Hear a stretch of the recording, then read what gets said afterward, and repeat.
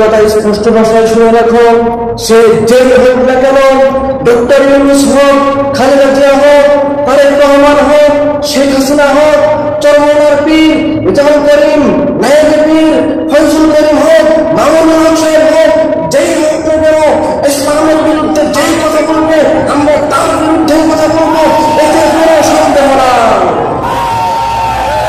আমরা বাংলাদেশের মানুষ, বাংলাদেশে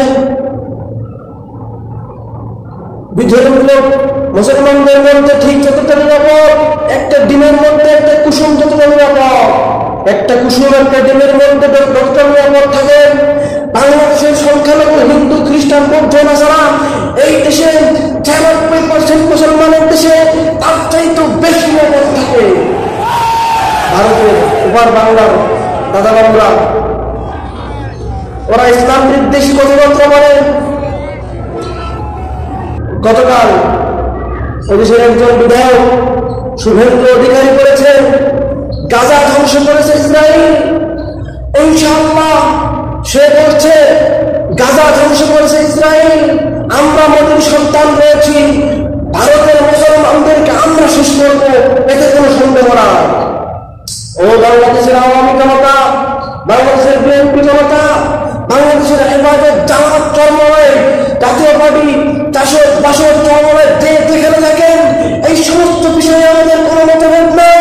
এই সমস্ত বিষয়ে আমাদের কথা হলো একটাই, এই সমস্ত বিষয়ে 6 কোটি মুসলমান 18 কোটি মুসলমান এক প্ল্যাটফর্মে ঐক্যবদ্ধ হয়ে দাঁড়িয়ে দিতে হবে।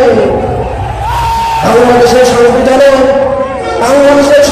ধর্ম নিরপেক্ষতা রেখে বাংলাদেশ থেকে ভারতের আগ্রাসনের বিরুদ্ধে কথা বলে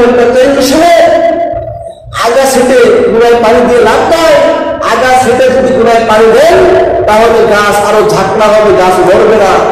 যদি ভারতের বিরুদ্ধে কথা বলতে হয়, ভারতের আগ্রাসনের বিরুদ্ধে কথা বলতে হয়, সর্বপ্রথম বাংলাদেশের সংবিধানের মধ্য থেকে ধর্ম নিরপেক্ষতা অপর বাংলা দিল্লিতে ছুড়ে দিন। আমরা মুসলমান 1947 সালে দিল্লিকে তালাক দিয়েছি দিল্লির গোলামি করবার জন্য। আমরা 1947 সালে দিল্লিকে তালাক দিয়েছি হোয়াইট হাউস আমেরিকা দাসত্ব করবার জন্য।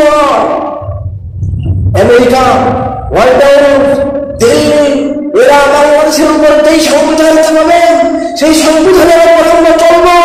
আমরা জনগণ তাওহীদ জনতা বাংলার জমিনে থাকে সত্যিই সমস্ত সম্ভব হবে না, হবে না, হবে না।